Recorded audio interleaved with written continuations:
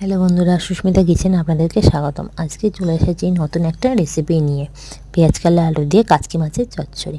চলুন তাহলে ভিডিওটা পুরো দেখা যাক। প্রথমে কাচকি মাছগুলোকে শুকনো শুকনো করে ভেজে নিতে হবে। তারপর কড়াইতে পেঁয়াজ কালিগুলো ভেজে তুলে নিতে হবে। তারপর কড়াইতে তেল দিয়ে ওর মধ্যে 5 ফোড়ন দিয়ে দিতে হবে, দিয়ে আলুগুলো ভাজতে হবে। আলুটা ভাজার সময়ের মধ্যে সামান্য হলুদ আর লবণ দিয়ে দেবো। দিয়ে আলুটা যখন ভাজা হয়ে আসবে তার ওর মধ্যে পেঁয়াজ কুচি দিয়ে দেবো। এখানে আমি একটা বড় গোটা পেঁয়াজ ব্যবহার করেছি।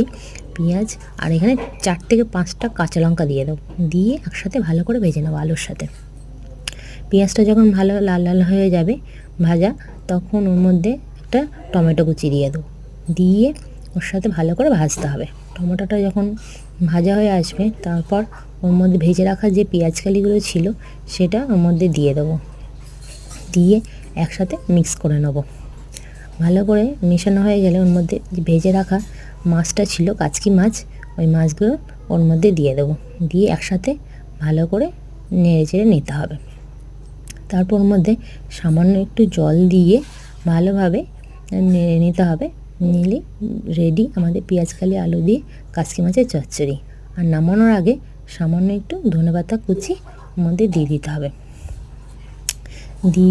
দিলেই রেডি আমাদের চচ্চড়ি। এই চচ্চড়িটা শীতকালে সত্যি খেতে খুবই ভালো লাগে, আর এই মাছটাও খেতে খুবই সুন্দর। আপনারা বাড়িতে একদিন ট্রাই করবেন।